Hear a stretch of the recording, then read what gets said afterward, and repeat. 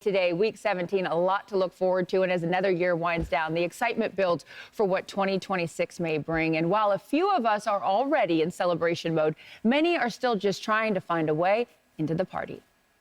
The countdown's on. Confetti is ready. But in the NFL, not everyone is celebrating just yet.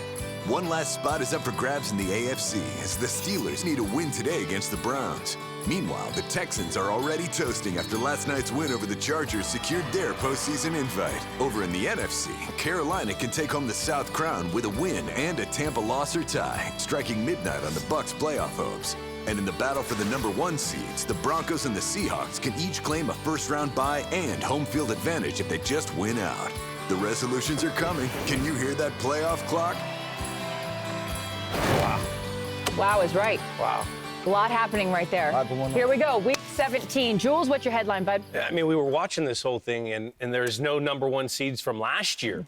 Chiefs, Detroit eliminated. I think the Chiefs got eliminated on a good point because they played so much football in the last 7 years. They played a whole extra season of playoff games compared to everyone else, and it finally caught up to them. But I'm more surprised about Detroit.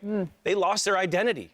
Their identity used to be run the football, situationally tight, convert fourth downs, and they weren't able to do any of that. Now you look at them statistically on offense, they look great. They have a bunch of numbers, but in key situations, gotta have it situations, third downs in the red area, they were not as good as they used to be. They lost Ben Johnson, Aaron Glenn to other teams. We can sit here for hours and argue why.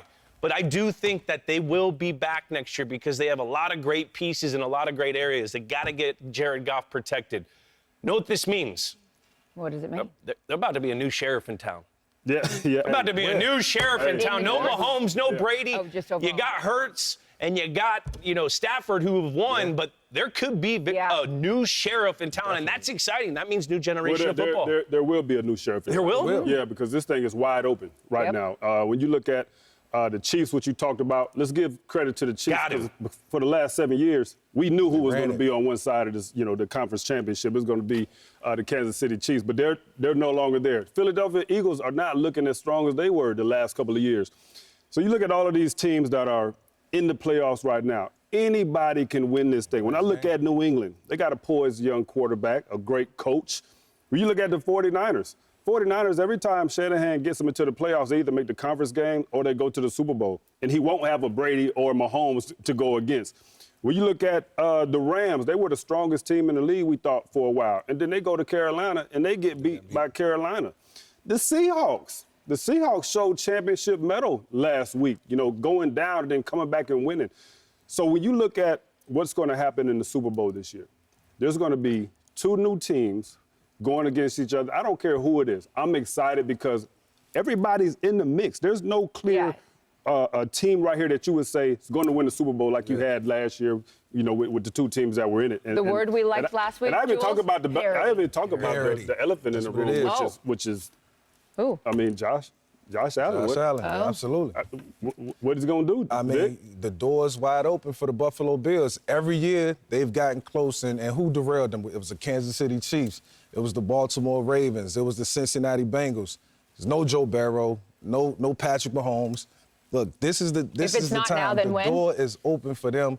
I'm excited to watch them. They got the 1-2 punch with Josh and James, and they one of the best second-half teams in the league. So I think if they pair all that together and they put it all together, man, this is the team that you can see represent the AFC. And it'll be a good game today against the Eagles, a good test for them here in week 17. It is time now to get in the know. And we say a good morning and a happy belated birthday to our Jay Glazer. Yeah! Celebrating his birthday December 26th. Hey, I saw a picture of you had way more hair, man. Not too long ago. Did you see that same little attitude I had? But look at Strahan in that photo. I don't know why he posted that. That was a big He did not look very good. Look what we call portly. Hey, MD, good to see you again, buddy. By the way, good to see you, Jay. I have 9 years left of eligibility if you want me to come join Look at that. I might need you.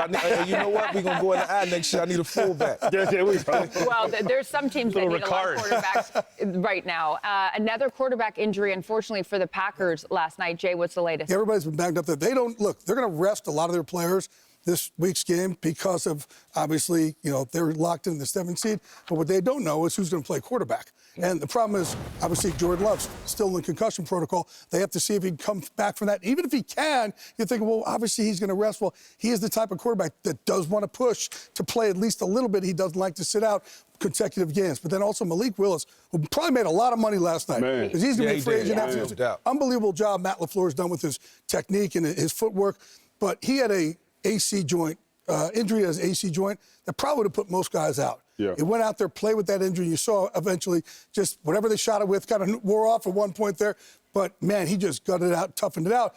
And then you're like, all right, well, do we put him out there? So, obviously the third-string quarterback, he needs some work out there. So you don't know. They have no idea as we speak what they're going to do with that quarterback position. Man, all right. Shifting gears now, DK Metcalf received that 2-game suspension for the altercation with the fan. What's the latest there and where do we go from there? Yeah, and, it's first of all, because he got suspended, the Steelers could have basically taken back all of his guarantees. Wow. They, however, have decided not to do that. They're stick with DK. They don't want to do something like that. They want to kind of make a long-term commitment to DK Metcalf, even in situations like this. Look, on Fox NFL Sunday, I'm actually going to show I have a security report because DK Metcalf basically complained about the same exact fan last year in Seattle with the Seattle Seahawks against the Detroit Lions. I have the security report that I'm going to talk about on Fox NFL. Okay. Oh, wow. All right, we will look forward to that. Following him around. This guy gets a spy game, every game, this game. He got it. That's why the video. he's the best. Jules, thank you for that tape. I was in 6th grade, bro. I was in 6th grade. You were there. I wasn't there yet. You were there. I wasn't there. Glazer's You get it on the truck. Great. Yeah. Who ordered the code red? Glazer's always breaking news. You broke the news about Maxx Crosby's frustration with being shut down with the Raiders. Where do we go from here with that? Very much so. And again, on another tease, I'm sorry for Fox NFL Sunday, but I'm going to quote what Max and I talked about. But the interesting part, gang, is when I put this out on Friday, I had about 20 teams that called. Because remember the trade deadline, I said that Maxx Crosby told me that he does not want to go anywhere. Told the team he doesn't want to get traded anywhere else. Well, I don't know if that's still the case. I still think there's some massaging that has to happen. You got to see what goes forward there. But right now, Maxx Crosby's Max, you ain't going nowhere. not happy camper right now. Who ain't going nowhere? I said, it was 20 just on Friday who reached out like, is this real? Is he really upset? Where's Charles? You gotta see what happens. Let's get Glazer, thank you. Where's Charles Single? I need him to make sure that we... Hey, Max, you ain't going nowhere, man. I'm sorry, dog. You silver and black, man. You silver and black. Single is, we but love you, get it. Max, man. We're trying to take care of you, homie.